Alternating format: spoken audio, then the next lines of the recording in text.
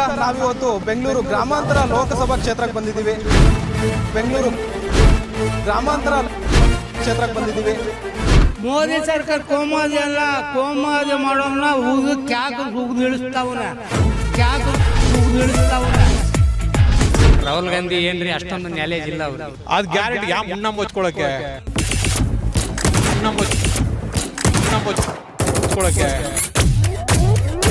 ಮದುವೆ ಉಂಡವ್ರೆ ಜಾಂಡ್ರು ಅನ್ನಂಗೆ ಹೋಗ್ತಾ ಇದಾರೆ ಅಷ್ಟೇ. ನರೇಂದ್ರ ಮೋದಿ ಬರೇ ಸುಳ್ಳು ಹೇಳ್ತಾ ಇದ್ದಾರೆ. ಮೋದಿ ತರ ಆಡೋಕೆ ಯಾರ ಕೈಲೂ ಆಗಲ್ಲ. ಸೆಂಟ್ರಲ್ ಮೋದಿ ಬರಬೇಕು, ಇಲ್ಲಿ ಡಾಕ್ಟರ್ ಮಂಜುನಾಥ್ ಗೆಲ್ಬೇಕು. ಮಂಜುನಾಥರು ಬಂದ್ರೆ ಬೆಸ್ಟು.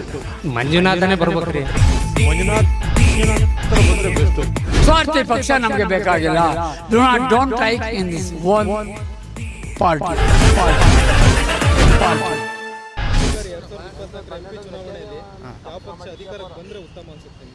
ನಮ್ಮ ಅನಿಸಿಕೆ ಪ್ರಕಾರ BJP ಬಂದರೆ ಅನುಕೂಲ ಅಂತ ನಾವು ಕಾಯಿಸ್ಪಡ್ತೀವಿ. BJPಯಿಂದ ನಮಗೆಲ್ಲ ರೀತಿಯಲ್ಲೂ ಅನುಕೂಲ ಇದೆ ಅಂತ, ಜನಸಾಮಾನ್ಯರಿಗಿಂತ ಒಂದು 165 ಭಾಗ BJPಗೆ ಒಲವಿದೆ ಅಂತ ನನ್ನ ಒಂದು ನಿರೀಕ್ಷೆ. ಹಾಗಾಗಿ BJP ಪಕ್ಷಕ್ಕೆ ಬಂದರೆ ತುಂಬ ಒಳ್ಳೆಯದು ಅಂತ ನಮ್ಮ ಅಭಿಪ್ರಾಯ. ಕಾಂಗ್ರೆಸ್ಗೆ ಬೆಂಬಲ ನೀಡಲ್ಲ ಅಂತ ಹೇಳೋಕ್ಕಾಗಲ್ಲ. ಯಾಕೆ ಅಂದರೆ ನೀಡಲ್ಲ ಅಂತಂದು ಇವರು ಈಗ ಕಾಂಗ್ರೆಸ್ ಪಕ್ಷದವರು ಒಂದು ಏನು ಪ್ರಣಾಳಿಕೆ ಕೊಟ್ಟಿದ್ರು, ಒಂದು 5 ಪ್ರಣಾಳಿಕೆಯಲ್ಲಿ ಜನರಿಗೆ ಅವಾಗ ಕೊಡುವಾಗ ಖುಷಿ ಇತ್ತು. ಇವಾಗ ಅದರ ಪರಿಸ್ಥಿತಿ ಏನಾಗಿದೆ ಅಂತ 100ಕ್ಕೆ 85 ಭಾಗ ಜನಕ್ಕೆ ಅರ್ಥವಾಗಿದೆ. ಅದು ಒಂದು ಆ ದುಡ್ಡನ್ನು ಜನದಲ್ಲಿ ಕಿತ್ತು ಜನಕ್ಕೆ ಕೊಟ್ಟಿರೋದು. ಹಂಗಾಗಿ ಜನಕ್ಕೆ ಅದರಲ್ಲಿ ಬೇಸರ ಆಗಿದೆ. ಅದರಲ್ಲಿ ಆ ವಿಚಾರದ ಇನ್ನೊಂದು ಏನಾಗಿದೆ ಅಂದರೆ ಅದಕ್ಕೋಸ್ಕರ ಜಗಳ ದಂಬೆಗಳು ಜಾಸ್ತಿ ಆಗಿದೆ. ಉದಾಹರಣೆ KSRTC ಬಸ್ಸಿನಲ್ಲಿ ಹಲವಾರು ರೀತಿಯಲ್ಲಿ ನೀವು ನೋಡಿರ್ತೀರಿ. ಹಾಗಾಗಿ ಹಲವಾರು ತೊಂದರೆಗಳು, ಆಮೇಲೆ ಕರೆಕ್ಟಾಗಿ 5 ಇವನು ಕರೆಕ್ಟಾಗಿ ಸಕ್ಸಸ್ಫುಲ್ಲಾಗಿ ನಡೆದಿಲ್ಲ. ಅವು ಯಾವುದೋ ಬಸ್ಸೊಂದು ನಡೆದಿರ್ಬೋದು, ದಂಬರಾಟ ಆಯ್ತು. ಅದು ಅಕ್ಕಿದುವೆ ಕರೆಕ್ಟಾಗಿ ಕೊಡ್ತೀವಿ ಅಂತೇಳಿ 10 kg ಕೊಡ್ತೀವಿ ಅಂತ 10 kg ಕ್ಲಿಯರಾಗಿ ಕೊಡಲಿಲ್ಲ ಅವರು. ಹಾಗಾಗಿ ಹಲವಾರು ರೀತಿಯಲ್ಲಿ ತೊಂದರೆ ಆಗಿದೆ. ಹಂಗಾಗಿ ನಮ್ಮ BJP ಬಂದರೆ ಒಂದು ಆಡಳಿತ ಚೆನ್ನಾಗಿರುತ್ತೆ ಕರ್ನಾಟಕದಲ್ಲಿ ಅಂತ ಒಂದು ಆಸೆ.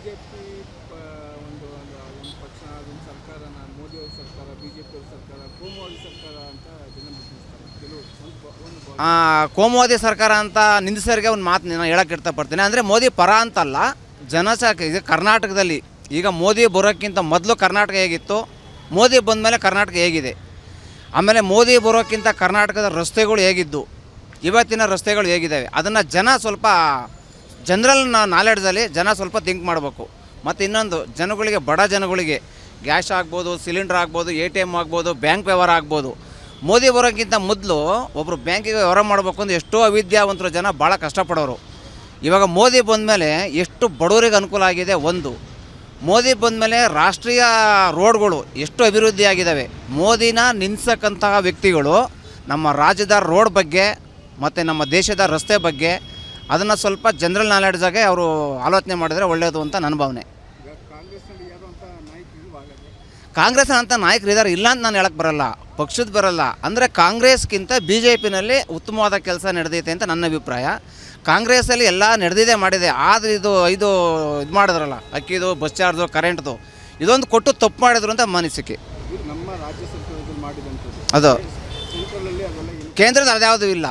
ಅದ ಈಗ ಪ್ರೆಸೆಂಟ್ ಇಲ್ಲಿ ಒಂದು MP ವಿಚಾರಕ್ಕೆ ಬಂದರೆ ಇಲ್ಲಿ DK ಸುರೇಶ್ ಇದ್ದಾರೆ. ಹಾಂ, ಈಗ JDS BJP ಮೈತ್ರಿ ಮಾಡಿಕೊಂಡು ಡಾಕ್ಟರ್ ಮಂಜುನಾಥನ್ ಅವ್ರನ್ನ ಕಣಕ್ಕಿಳಿಸ್ತಾ ಇದ್ದಾರೆ. ಇದ್ರ ಬಗ್ಗೆ ನಿಮ್ಮ ಅಭಿಪ್ರಾಯ? ಮಂಜುನಾಥ್ ಬರ್ಬೋದಾ ಅಥವಾ ಬದಲಾವಣೆ ಇದೆ? ಈಗ ನಮ್ಮ ಪ್ರಕಾರದಲ್ಲಿ ಸುರೇಶ್ ಅಪೋಸಿಟ್ಟು ಮಂಜುನಾಥ್ ಅವರು. ಡಾಕ್ಟ್ರು ಮಂಜುನಾಥ್ ಅವರು ಒಂದು ಸಾಮಾನ್ಯವಾದ ವ್ಯಕ್ತಿ ಅಂತಲ್ಲ, ಒಬ್ಬರು ಗುರುತಿಸಿದಂಥ ವ್ಯಕ್ತಿ.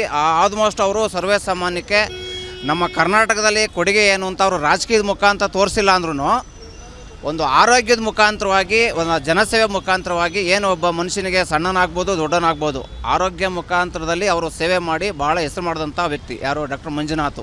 ಅವ್ರ ಪಕ್ಷ ಯಾವುದೇ ಇರ್ಬೋದು, ವ್ಯಕ್ತಿಗತವಾಗಿ ಮಂಜುನಾಥ್ ಒಳ್ಳೆ ಕೆಲಸ ಮಾಡಿದ್ದಾರೆ. ಮುಂದೆ ಅಕಸ್ಮಾತ್ ಅವ್ರು ಬಂದರೆ ಒಂದು ಅಧಿಕಾರ ಅನ್ನೋದು ಎಲ್ಲದರ ರೀತಿಯೂ ಒಳ್ಳೆಯದಾಗುತ್ತೆ. DK ಶಿವಕುಮಾರ್ಗೆ ಫೈಟು ಮಾಡ್ತಾರೆ ಅಂತ ನನ್ನ ಅಭಿಲಾಷೆ. ಯಾರು ಮಂಜುನಾಥ್ ಅವರ ಮಿನಿಸ್ಟರ್ ಆಗೋದು ಅದು ನಾವು ಹೇಳಕ್ಕೆ ಬರಲ್ಲ. ಅದು ಗೆದ್ದರೆ ಗ್ಯಾರಂಟಿ ಆಗ್ಬೋದು, ಸೋತ್ರೆ ಗೆಲ್ಲದ ಭರವಸೆ ಇದೆ. ನನ್ನ ಪ್ರಕಾರ ಗೆಲ್ತಾರೆ ಅಂತ ಒಂದು ಅನಿಸಿಕೆ. ಆದರೆ ಅಂದರೆ ವ್ಯಕ್ತಿಗತವಾಗಿ, ಯಾಕೆಂದರೆ ಸರ್ವಸಾಮ ಕರ್ನಾಟಕದಲ್ಲಿ 65ರಿಂದ 70 ಜನಕ್ಕೆ ಗುರುತಿಸಿದ್ದಾರೆ ಮಂಜುನಾಥ್. ಅದರ ಬಗ್ಗೆ ಬೇರೊಂದು ಮಾತಿಲ್ಲ.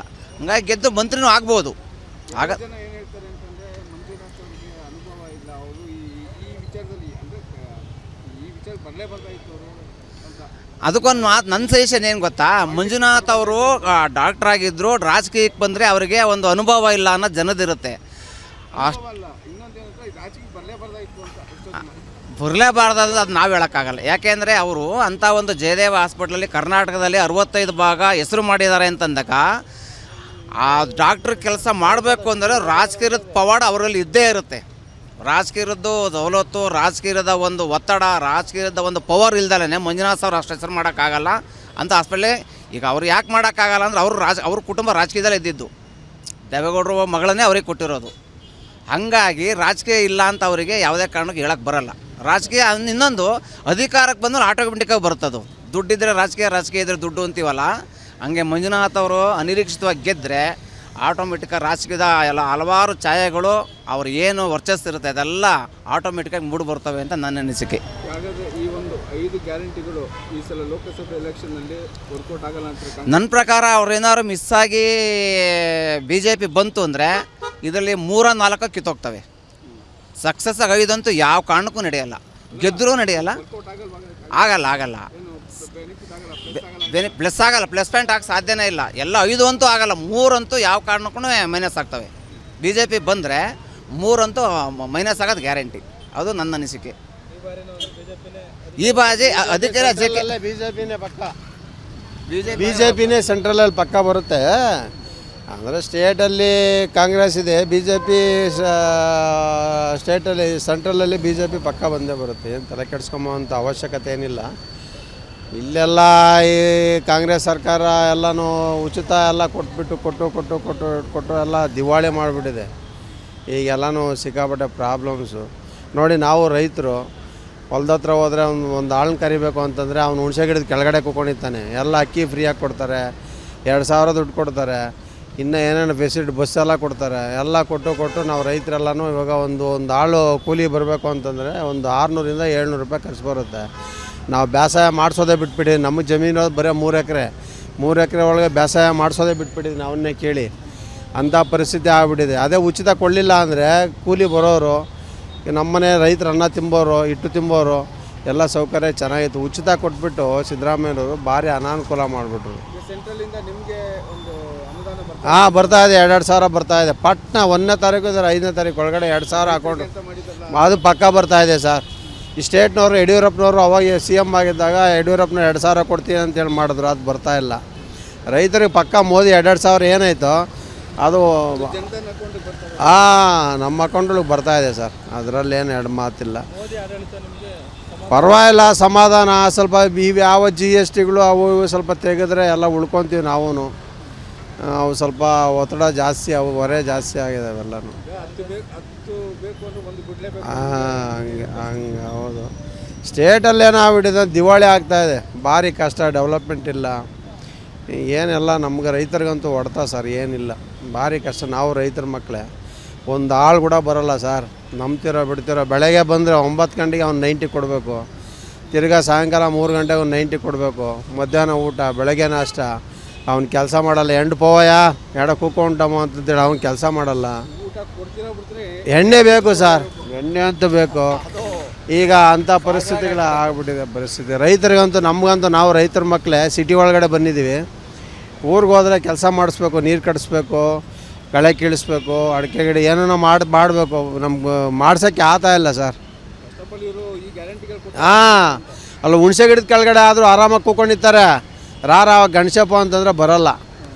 ಪೋಪ ನಾ ಕಾಲು ನೋಯ್ಸು ಕೈ ನೋಯ್ತವೆ ಅಂತಾರೆ, ಬರೋದಿಲ್ಲ ಸರ್. ನಾವು ರೈತರ ಕಷ್ಟ, ನಮ್ಮ ಪರಿಸ್ಥಿತಿಗಳು ಹಿಂಗಿದೆ, ಭಾರಿ ಕಷ್ಟ ಇದೆ. BJP ಸರ್ಕಾರ ಬಂದರೆ ಸ್ವಲ್ಪ ಒಳ್ಳೆಯದೇ, ಸ್ವಲ್ಪ ಇದಿರ್ತೈತೆ, ಹಿಡಿತಾ ಇರ್ತೈತೆ.